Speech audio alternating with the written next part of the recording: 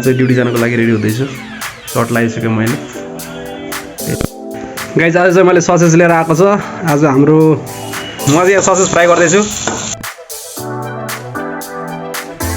Hello guys, good morning and welcome back to daily blog episode number 2। म चाहिँ भर्खर निदाएर उठेँ guys. अहिले लगभग 7:30 हुन आँट्यो। आज चाहिँ हिजोको भन्दा 1 घन्टा अगाडि उठेँ। अनि त्यही हो, उठ्यो गाइज। अब उठेपछि ब्रस गर्ने पर्यो होइन। अब म ब्रस गर्छु अनि ब्रस गरेर फेरि हजुरहरूसँग भेट्नेछु। म चाहिँ ब्रस गरेर आइसकेँ, एकदम फ्रेस भएर आइसकेँ। अब मेरो भाडा मोल्नु छ, म गएर भाडा मोलेर आउँछु गाइज। अनि मेरो साथी अभिषेक भरे एकछिनमा कलेज जान्छ। मेरो चाहिँ अलिक छिटो ड्युटी जानुपर्ने छ, त्यही भएर म भाडा मोलेर जान्छु। अनि उसले खाना बनाउँछ, अनि म तल ड्युटीबाट आएर भात खान्छु। फेरि ड्युटी जानुपर्ने छ, 2 चोटि जानुपर्छ गाइज ड्युटी। यस्तै छ।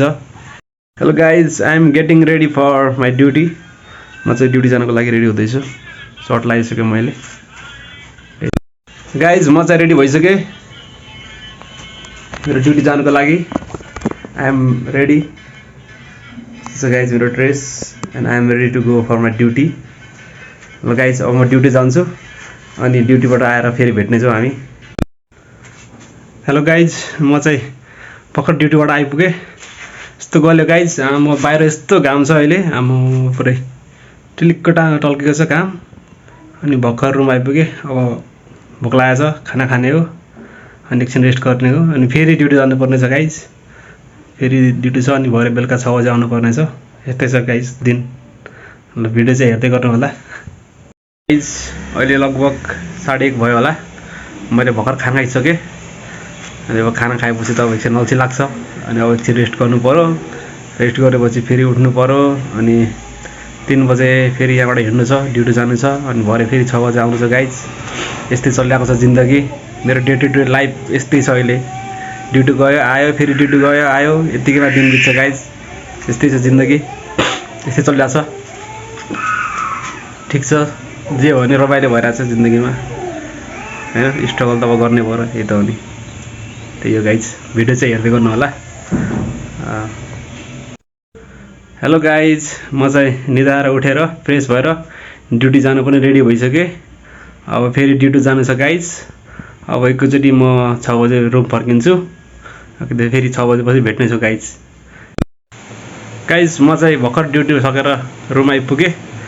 अनि जेस रमाइलो भयो ड्युटीमा पनि। भर्खर रुम आइपुगेँ। अहिले लगभग 6:30-7 बज्न आँटिसक्यो।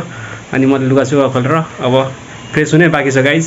अब फ्रेस हुन्छु, त्यसपछि आज भयो भने हल्का वर्कआउट पनि गर्नु छ। अनि त्यही छ डेली रुटिन हाम्रो, मेरो भनौँ न गाइज। आज चाहिँ मैले ससेज लिएर आएको छ। आज हाम्रो सब्जी भनेको यो ससेज हो। ससेजलाई फ्राई गर्ने, डिप फ्राई गर्ने, दाल पकाउने, अनि यससँग भात खाने गाइज। गाइज आज वर्कआउटै गरिएन। आज रियल र बार्साको म्याच हेऱ्यो। म्याच हेर्दा हेर्दै वर्कआउट गर्ने टाइमै निस्क्यो गाइज। खाना पनि पकाएको छैन, 10 बजिसक्यो। अब खाना पकाउने भनेर हाम्रो कुरा हुँदैछ। अब खाना पकाउने हामी। जस म्याच हेर्न चाहिँ मजा आयो गाइज। बार्साले कडाइ खेलेको, रियलले पनि कडाइ खेलेको। जस बार्साले जित्यो, खुसी लाग्यो। ठिक छ, यस्तै छ गाइज। अब चाहिँ खाना पकाउने हामी। ढिलो भइसक्यो आज धेरै। हेलो गाइज, म चाहिँ यहाँ ससेज फ्राई गर्दैछु। यहाँ हेर्न सक्नुहुन्छ, अघि मैले ससेज ल्याएको थिएँ नि, त्यो म डिप फ्राई गर्दैछु यहाँ तेलमा। हामीले चाहिँ भर्खर खाना खाइसक्यौँ। अहिले लगभग रातिको 11:45 जति भयो। अनि हामीले भर्खर खाना खाइसक्यौँ।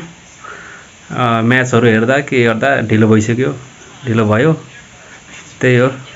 अनि म चाहिँ भर्खर फ्रेस भएर आएँ। अब त्यही हो गाइज। अब एकछिन मेरो यो भिडियोहरू एडिट गर्नु छ, भिडियो एडिट गर्ने अनि सुत्ने।